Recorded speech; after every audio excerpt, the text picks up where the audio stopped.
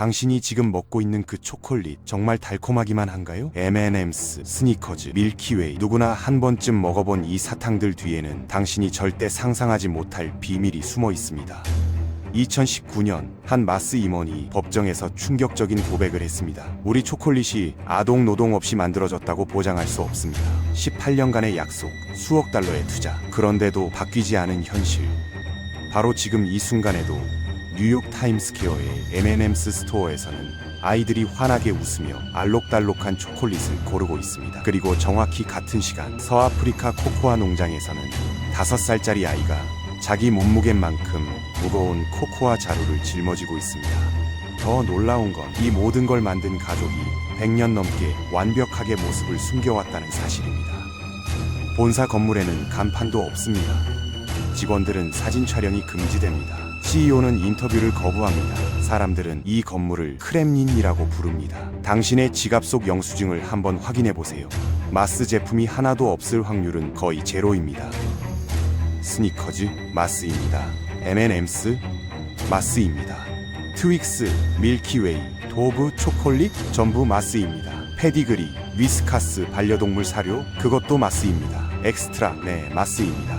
이 가족은 세계 6대 부호입니다. 개인 재산만 1,600억 달러, 한화로 무려 220조 원, 삼성, 현대보다 큰 제국을 소유하고 있지만 한국인 중 이들의 얼굴을 아는 사람은 거의 없습니다. 왜일까요? 왜 이렇게 숨어야 했을까요? 무엇을 감추고 있었던 걸까요? 오늘은 세상에서 가장 달콤한 제국 뒤에 숨겨진 가장 어두운 비밀에 대해 이야기하려 합니다. 100년간 침묵으로 일관해온 마스 패밀리의 진짜 이야기. 소아마비 소년이 220조 원 제국을 만들기까지의 놀라운 그리고 그 달콤함 뒤에 가려진 5살 아이들의 눈물까지 지금부터 하나씩 알아보겠습니다. 1880년대 미국 중서부의 메마른 땅에서 한 소년의 운명이 결정되고 있었습니다. 프랭클린 클래런스 마스라는 이름의 이 아이는 소아마비라는 무서운 질병에 걸려 집 밖으로 나갈 수 없었죠. 다른 아이들이 들판을 뛰어다니며 그는 오직 어머니 엘라와 함께 부엌에서 시간을 보내야 했습니다. 하지만 바로 이 고립된 시간이 훗날 수십억 달러 제국의 씨앗이 됐습니다. 엘라는 아들에게 초콜릿 만드는 법을 가르쳤는데 이것이 단순한 취미가 아니라 절망 속에서도 희망을 잃지 않는 방법이었습니다. 어린 프랭크에게 초콜릿은 세상과 소통하는 유일한 창구였고 자신의 존재를 증명하는 수단이었습니다. 매일 오후 작은 부엌에서 프랭크는 어머니가 알려준 설탕과 버터, 크림을 섞어 끓이는 방법을 연습했습니다. 온도를 정확히 측정하고 젓는 속도와 타이밍을 익히며 완벽한 질감과 맛을 위해 끝없이 실험했죠. 다른 아이들에게는 지루해 보일 수 있는 이런 과정이 프랭크에게는 마법과 같았습니다. 평범한 재료들이 그의 손을 거쳐 달콤하고 아름다운 사탕으로 변하는 과정에서 그는 창조자가 된 기분을 맛볼 수 있었거든요. 성인이 된 프랭크의 삶은 실패의 연속이었습니다. 그는 여러 차례 사탕 제조 사업을 시도했지만 번번이 실패했죠. 1904년에 태어난 아들 포레스트, 에드워드 마스와 함께하는 가정생활마저 경제적 압박으로 인해 무너져 내렸습니다. 첫 번째 아내와의 이혼, 사업의 연이은 파산, 그리고 아들과의 소원해진 관계까지. 하지만 인생의 가장 밑바닥에서 그는 포기하지 않았습니다. 1911년 28세의 나이에 프랭크는 모든 것을 잃고 미국 서쪽 끝 타코마라는 도시에 도착했습니다. 그곳에서 그는 하숙집 작은 부엌에서 다시 버터크림 사탕을 만들기 시작했죠. 가진 것이라고는 어머니에게 배운 초콜릿 만드는 기술과 절대 굽히지 않는 의지뿐이었지만 프랭크는 다시 한번 희망을 품었습니다. 타코마의 추운 겨울밤, 프랭크는 촛불 아래에서 사탕을 만들며 언젠가는 성공하겠다고 다짐했습니다. 매일 새벽 4시에 일어나 재료를 준비하고 정확한 온도로 설탕을 끓이고 하나하나 정성스럽게 포장까지 마쳤죠. 운명은 종종 가장 예상치 못한 순간에 찾아옵니다. 타코마에서 프랭크는 에델브 힐리를 만났는데 그녀는 그의 두 번째 아내이자 가장 중요한 사업 파트너가 되었습니다. 에델브는 실용적이고 영리했으며 프랭크의 예술적 재능을 사업적 성공으로 이끌 수 있는 능력을 갖추고 있었죠. 두 사람이 힘을 합쳐 설립한 것이 바로 마스 인코퍼레이티드였습니다. 처음엔 처음에는 작은 지역 사탕 가게에 불과했지만 이들의 파트너십은 곧 놀라운 결과를 만들어냈습니다. 1920년 그들이 미니애폴리스로 돌아왔을 때 프랭크는 더 이상 실패한 사업가가 아니었습니다. 그는 검증된 기업가였고 더 큰 꿈을 실현할 준비가 되어 있었습니다. 에델브의 비즈니스 감각과 프랭크의 창조적 재능이 만나 시너지를 발휘하기 시작한 것이죠. 그런데 더 놀라운 것은 1923년에 일어난 일이었습니다. 프랭크와 그의 아들 포레스트가 지역 소다 매장에서 몰트 밀크쉐이크를 마시고 있을 때 포레스트가 한 가지 제안을 했습니다. 아버지, 이 맛을 사탕바에 넣으면 어떨까요? 이 단순한 아이디어가 바로 밀키웨이 바의 탄생으로 이어졌습니다. 부드러운 메가 누가에 크리미한 카라멜을 얹고 진한 밀크 초콜릿으로 감싼 이 제품은 미국 전역을 휩쓸었죠. 밀키웨이의 성공은 그야말로 폭발적이었습니다. 1924년 첫 출시 당시 하루에 2만 개가 생산되었는데 1년 후에는 하루 27만 개로 증가했습니다. 갑자기 프랭크 마스는 더 이상 지역 사탕 제조업체가 아니었습니다. 그는 전국적인 현상을 만들어낸 혁신가가 되었고 수익은 천문학적으로 증가했습니다. 밀키웨이는 단순한 사탕이 아니라 하나의 문화적 현상이 되어 미국인들의 일상에 깊숙이 자리 잡았죠. 성공의 달콤함을 맛본 프랭크는 테네시의 2,800에이커의 광대한 부지를 구매해 밀키웨이 팜스라고 명명했습니다. 25,000 제곱피트의 저택과 함께 순종 말들을 기르는 호화로운 목장이었죠. 어린 시절 집에 갇혀 지내야 했던 소년이 이제는 왕처럼 살게 된 겁니다. 1946년에는 그들이 기른 말 중 하나인 갈라하디언이 켄터키 더비에서 우승하기까지 했습니다. 밀키웨이 팜스는 단순한 사치가 아니라 프랭크의 어린 시절 꿈의 실현이었습니다. 소아마비로 인해 야외 활동을 할 수 없었던 그가 이제는 광활한 목장의 주인이 되어 자유롭게 말을 타며 바람을 가를 수 있게 된 것이죠. 하지만 이 모든 성공 뒤에는 깊은 가족 간의 갈등이 숨어 있었습니다. 밀키웨이의 초기 아이디어를 제공했음에도 불구하고 포레스트는 아버지와 계모가 회사 수익을 사치품에 낭비한다고 생각했습니다. 대학에서 최신 경영학을 배운 그는 아버지의 운영 방식이 구식이고 비효율적이라고 여겼죠. 포레스트는 회사가 더 체계적이고 과학적으로 운영되어야 한다고 믿었고 감정보다는 데이터와 효율성에 기반한 경영을 추구했습니다. 젊은 포레스트는 하버드 비즈니스 스쿨에서 배운 현대적 경영 기법을 가족 사업에 도입하려고 했습니다. 원가 계산, 시장 분석, 생산성 향상 등 당시로서는 혁신적인 개념들을 제시했지만 전통적인 방식에 익숙한 아버지와는 충돌할 수밖에 없었죠. 갈등은 1932년에 절정에 달했습니다. 포레스트는 회사 지분의 3분의 1을 요구했고 분노한 프랭크는 그를 사실상 추방시켰습니다. 네가 그렇게 똑똑하다면 직접 사업을 시작해라는 아버지의 말과 함께 포레스트는 밀키웨이 제조법을 가지고 유럽으로 떠났습니다. 이것은 단순한 가족 싸움이 아니었습니다. 이것은 훗날 두 개의 거대한 제국으로 분열될 씨앗이었죠. 아버지는 미국 시장을, 아들은 해외 시장을 개척하게 되면서 마스 왕조의 복잡한 역사가 시작된 것입니다. 그 결별의 순간 포레스트는 단순히 아버지와 결별한 것이 아니라 자신만의 제국을 건설하겠다는 야심찬 결심을 품었습니다. 그는 아버지보다 더 크고 더 혁신적이고 더 글로벌한 사업을 만들어내겠다고 다짐했죠. 영국에 도착한 포레스트는 완전히 다른 환경에서 자신의 능력을 증명해야 했습니다. 경제적 침체에 빠진 영국은 혁신보다는 전통을 중시하는 보수적인 사회였죠. 하지만 포레스트는 슬라우라는 공업도시에 작은 공장을 세우고 아버지의 밀키웨이를 영국인의 입맛에 맞게 개량했습니다. 그가 만든 마스바는 즉시 성공을 거두었고 이것은 그의 유럽 정복의 시작점이 되었습니다. 포레스트는 영국에서도 품질에 대한 절대적 기준을 적용했습니다. 모든 원료의 품질을 직접 확인했고 생산 공정의 모든 단계를 세밀하게 관리했죠. 직원들에게는 완벽함 이외에는 어떤 타협도 용인하지 않는다고 못을 박았습니다. 그런데 포레스트의 진정한 혁신은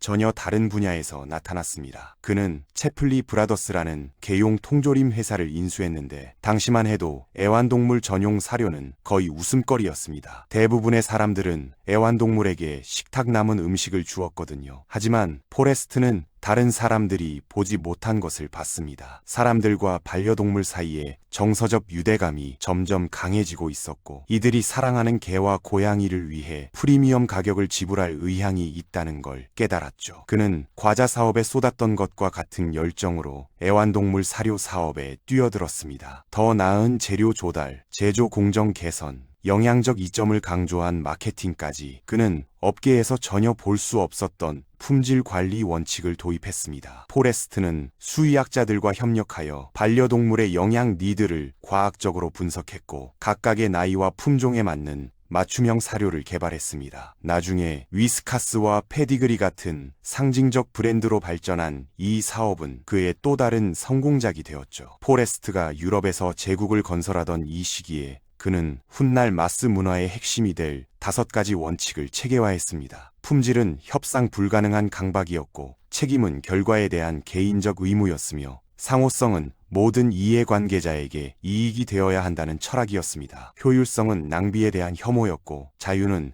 비상장 기업으로서 장기적 관점을 유지할 수 있는 권리였죠. 이 원칙들은 벽에 걸린 장식이 아니라 그의 제국을 움직이는 실제 운영체제였습니다. 하지만 이런 이상적인 철학을 추구하는 포레스트 본인은 완전히 다른 인물이었습니다. 그는 폭발적인 성격과 철권 통치로 공장을 운영하는 폭군이었죠. 직원들은 그를 두려워했지만 동시에 존경했는데, 그의 기준이 가혹하더라도 공정했기 때문입니다. 포레스트는 자신이 직원들에게 요구하는 것을 자신에게도 똑같이 적용했습니다. 새벽 5시에 출근해서 밤 늦게까지 일했고, 모든 세부 사항을 직접 점검했으며, 완벽함에 대한 자신의 기준을 한치도 양보하지 않았죠. 1930년대 말 스페인 내전을 관찰하던 포레스트는 또 하나의 혁신적 아이디어를 얻었습니다. 더위 속에서 초콜릿이 녹아 끈적한 덩어리가 되는 것을 본 그는 딱딱한 설탕 껍질로 코팅된 작은 초콜릿 알갱이에 주목했습니다. 이것이 바로 M&M즘의 영감이었죠. 미국으로 돌아온 그는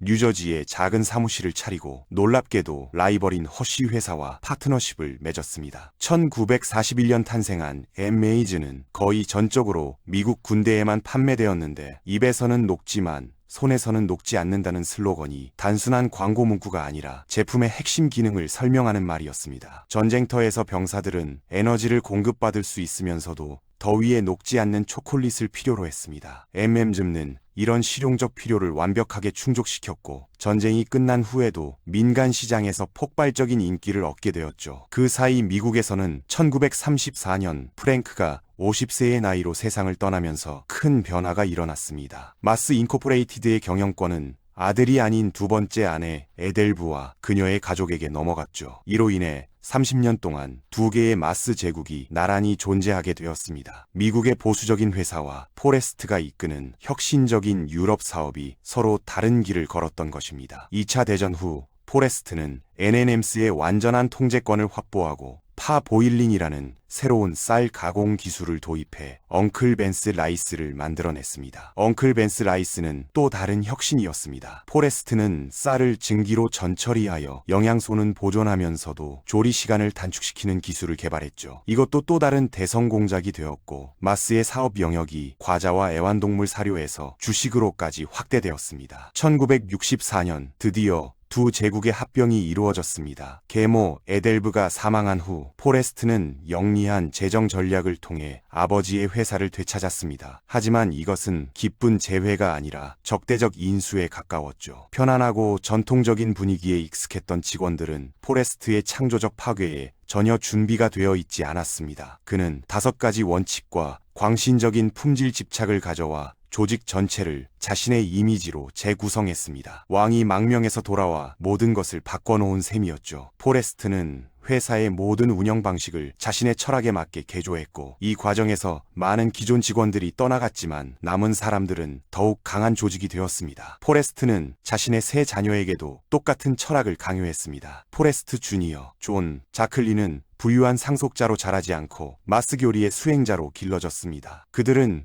기숙학교에서 규율을 배웠고, 공장 현장에서부터 시작해 회사의 모든 부서를 거쳐야 했죠. 아버지는 가장 가혹한 상사이자 용서 없는 비평가였습니다. 그는 단순히 부를 물려주는 것이 아니라 자신과 같은 엄격하고 타협 없는 세계관을 전수하고 있었던 겁니다. 세 자녀는 어려서부터 특권이 아닌 책임감을 배웠고, 완벽함에 대한 아버지의 기준을 내재화했습니다. 1973년 포레스트가 공식 은퇴한 후에도 그의 영향력은 계속되었습니다. 포레스트 주니어와 존이 공동으로 지휘권을 맡으면서 회사는 가장 비밀스럽고 강력한 단계로 접어들었죠. 그들은 본사를 버지니아의 눈에 띄지 않는 건물로 이전했는데 간판도 없고 회사 로고도 없어서 사람들이 크렘린이라고 불렀습니다. 직원들은 사진 촬영이 금지되었고 언론 질의에는 침묵으로 응답했습니다. 이런 비밀주의는 경쟁 우위이자 보안 조치였지만 무엇보다 가족 철학의 핵심이었습니다. 마스 가족은 외부의 시선과 평가보다는 내부의 기준과 원칙에 따라 행동해야 한다고 믿었고 이것이 그들만의 독특한 기업 문화를 만들어냈죠. 크렘린 내부는 상호성 원칙을 반영한 독특한 구조였습니다. 개인 사무실이 없어서 형제들도 일반 직원들과 함께 넓은 공간에 앉아 일했고 모든 사람이 출근표를 찍어야 했죠. 급여와 복리 후생은 업계 최고 수준이었지만 압박감과 기준은 그만큼 엄격했습니다. 마스는 단순한 직업이 아니라 광신적 헌신을 요구하는 완전한 제도였습니다. 3세대의 조용하고 무자비하게 효율적인 리더십 하에서 제국은 전례 없는 규모로 성장했죠. 하지만 이런 성장의 대가로 직원들은 엄청난 압박감과 스트레스를 감수해야 했습니다. 그들의 가장 대담한 움직임은 2008년 세계 금융위기 중에 일어났습니다. 마스는 세계 최대 추인검 제조업체인 WBM 리글리 주니어 컴퍼니를 230억 달러에 인수한다고 발표했습니다. 이 거래를 위해 사생활을 극도로 중시하던 가족이 처음으로 외부 투자를 받아들였는데 바로 워런 버핏의 버크셔 해서웨이와 파트너십을 맺은 것이었죠. 이것은 미국 기업계에서 가장 강력한 두 세력의 협력이었고 결과는 엄청난 성공이었습니다. 리글리 인수로 마스는 껌 시장에서도 지배적 지위를 확보하게 되었고 엑스트라, 에어웨이브, 오검 등의 인기 브랜드들을 자신의 포트폴리오에 추가할 수 있었습니다. 이것은 마스 역사상 가장 큰 규모의 인수였고 그들의 글로벌 영향력을 한 차원 끌어올렸죠. 하지만 제국이 권력의 정점에 도달하면서 항상 가장자리에 머물렀던 그림자들이 길어지고 깊어지기 시작했습니다. 2001년 서아프리카 코코아 농장의 아동 노동 실태가 폭로되면서 초콜릿 업계의 어두운 비밀이 드러났습니다. 마스를 포함한 세계 최대 초콜릿 회사들이 하킨 앵글 의정서에 서명하며 2005년까지 공급망에서 아동 노동을 근절하겠다고 약속했지만 마감일이 지나도 별다른 진전은 없었습니다. 2008년, 2010년에도 새로운 마감일이 정해졌지만 상황은 크게 나아지지 않았죠. 코트디부아르와 가나의 코코아 농장에서는 여전히 5세에서 17세 사이의 어린이들이 위험한 농기구를 다루고 살충제에 노출되며 교육 기회를 박탈당한 채 하루 종일 노동에 시달리고 있었습니다. 이들 중 상당수는 인신매매를 통해 끌려온 아이들이었죠. 2019년 워싱턴 포스트의 주요 조사에 따르면 업계가 20년 가까이 약속하고 수억 달러를 지출했음에도 불구하고 서아프리카의 아동 노동 문제는 오히려 악화되었을 가능성이 있었습니다. 같은 해 마스 임원이 회사 초콜릿이 아동 노동 없이 만들어졌다고 보장할 수 없다고 시인한 것은 18년간 공약의 실패를 인정하는 충격적인 순간이었죠. 2021년 대법원은 네슬레와 카기를 상대로 한 아동 노예 소송에서 기업에 유리한 판결을 내렸지만 이는 법적 승리일 뿐 도덕적으로는 큰 패배였습니다. 문제의 핵심은 글로벌 공급망의 복잡성과 서아프리카 코코아 농업의 구조적 빈곤에 있었습니다. 대부분의 코코아는 이 삼타르 규모의 소규모 가족 농장에서 생산되는데 이들 농부들의 하루 소득은 $2에도 못 미쳤죠. 극심한 빈곤 속에서 농부들은 자녀들을 농장 일에 투입할 수밖에 없었고 일부는 더 싼 노동력을 구하기 위해 다른 지역에서 아이들을 데려오기도 했습니다. 초콜릿 회사들은 이런 현실을 알고 있으면서도 저렴한 코코아 가격을 유지하기 위해 근본적인 해결책 마련을 미뤄왔던 것이죠. 2016년 포레스트 주니어의 사망은 한 시대의 끝을 의미했습니다. 존과 자클린이 80대에 접어들면서 리더십은 4세대로 넘어갔고 이들은 완전히 다른 세상에서 지휘를 맡게 되었습니다. 디지털 투명성과 소셜미디어의 시대에서 수십 년간 지켜온 비밀들은 더 이상 유지 불가능했죠. 스티븐 베저와 빅토리아 마스 등 새로운 리더들은 가족의 비밀 요새가 이제 전략적 자산이 아니라 부채라는 것을 깨달았습니다. 4세대는 할아버지 포레스트와는 다른 교육을 받고 자랐습니다. 이들은 하버드와 스탠포드에서 현대적 기업 윤리와 지속 가능한 경영을 배웠고 사회적 책임이 단순한 PR이 아니라 비즈니스의 핵심이라는 것을 이해하고 있었죠. 2018년경부터 큰 해빙이 시작되었습니다. 회사는 세련된 기업 웹사이트를 출시하고 지속 가능성 보고서를 발행하기 시작했으며 고위 임원들의 인터뷰를 허용했습니다. 스티븐 베저는 이전 어떤 마스 가족보다 훨씬 대중적인 인물이 되어 컨퍼런스에서 연설하고 언론과 교류했죠. 4세대는 자신들이 스토리를 말하지 않으면 비판가들이 대신 이야기할 것이라는 걸 깨달았던 것입니다. 투명성은 더 이상 선택이 아니라 생존을 위한 필수 조건이 되었고 마스는 80년간의 침묵을 깨고 세상과 소통하기 시작했습니다. 가장 시급한 과제는 코코아 논란에 맞서는 것이었습니다. 2018년 그들은 세대를 위한 코코아라는 10년간 10억 달러 투자 계획을 발표했죠. 이 계획의 핵심은 추적 가능성에 대한 새로운 집중이었습니다. 2025년까지 추적 가능하고 지속 가능하게 관리되는 농장에서 코코아를 100% 조달한다는 목표였는데 이를 위해 GPS를 사용해 수만 개 소규모 농장을 지도화하고 디지털 공급망을 구축하는 대규모 기술 사업이 필요했습니다. 이 프로젝트는 단순한 지도 제작이 아니라 서아프리카 농업의 디지털화를 의미했습니다. 각 농장의 위치, 크기, 생산량, 농부의 신원까지 모든 정보를 데이터베이스화하여 투명한 공급망을 만드는 것이 목표였죠. 두 번째 혁신은 빈곤이 아동 노동의 근본 원인이라는 직접적인 인정이었습니다. 회사는 농부들의 소득 증대를 공개적으로 옹호하기 시작했고 가나와 코트디부아르 정부가 2019년 도입한 생활소득 차등 제도를 지지했습니다. 또한 아동 노동 모니터링 및 구제 시스템을 구현해 위험에 처한 어린이들을 적극적으로 파악하고 직접적인 지원을 제공하기 시작했죠.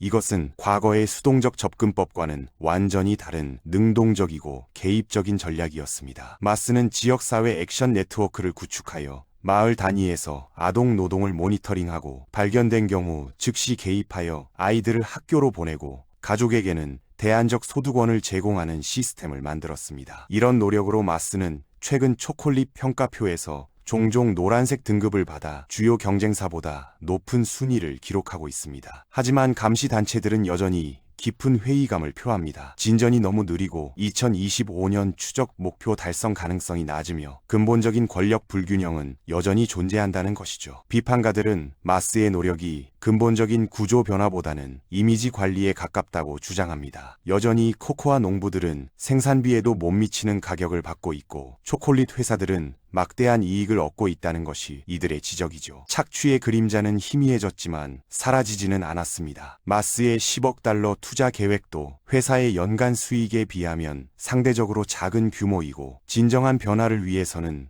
더 근본적이고 구조적인 접근이 필요하다는 목소리가 높아지고 있습니다. 현재 마스 제국은 창립자도 놀랄만한 방향으로 계속 진화하고 있습니다. 버터크림 캔디로 시작한 회사는 마스 리글리, 마스 푸드, 마스 펫케어라는 몇 개 주요 사업부로 나뉘어 있는데 놀랍게도 펫케어 부문이 가장 크고 빠르게 성장하는 사업이 되었습니다. 벤필드와 VCA 인수로 마스는 세계에서 가장 많은 수의사를 고용하는 기업이 되었고 회사의 미래는 초콜릿보다 강아지, 고양이와 더 관련이 있을 것 같습니다. 이것은 포레스트 시니어가 1930년대 영국에서 시작한 반려동물 사업의 궁극적 진화라고 할 수 있죠. 마스 펫 케어는 단순히 사료를 만드는 회사가 아니라 반려동물의 전체 라이프 사이클을 관리하는 종합 서비스 업체가 되었습니다. 사료부터 의료, 보험, 심지어 장례 서비스까지 제공하며 반려동물 산업의 아마존을 꿈꾸고 있습니다. 2020년 인종적 정의를 요구하는 전 세계 시위가 일어나자 회사는 또 다른 획기적 결정을 내렸습니다. 70년 이상 사용해온 엉클벤스 라이스 브랜드를 변경하고 아프리카계 미국인의 고정관념적 이미지를 제거한 것이었죠. 이는 구시대 정권 하에서는 상상할 수 없는 결정으로 4세대가 자신들의 역사를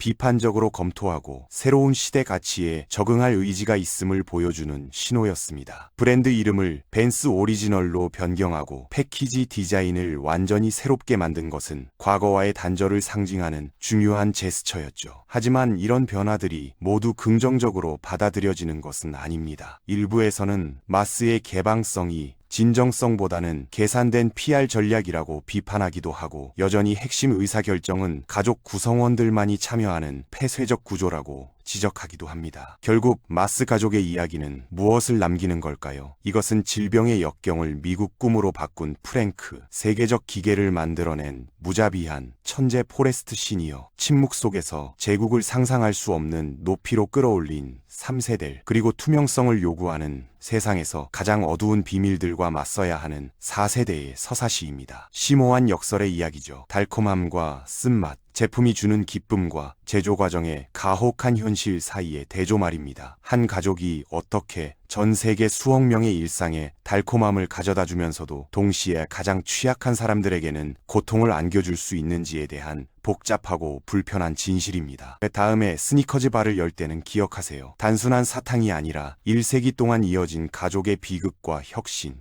그리고 여전히 답을 요구하는 날카로운 윤리적 문제들을 손에 들고 있다는 것을. 세상에서 가장 달콤한 제국 뒤에 숨겨진 가장 복잡하고 어두운 진실들이 바로 여기에 있습니다. 그리고 이 이야기는 아직 끝나지 않았습니다. 4세대가 어떤 선택을 하느냐에 따라 마스의 미래, 그리고 그들이 터치하는 모든 생명들의 운명이 결정될 것입니다. 다음에도 더 깊이 있는 이야기를 듣고 싶으시다면 구독과 좋아요 부탁드립니다. 시청해주셔서 감사합니다.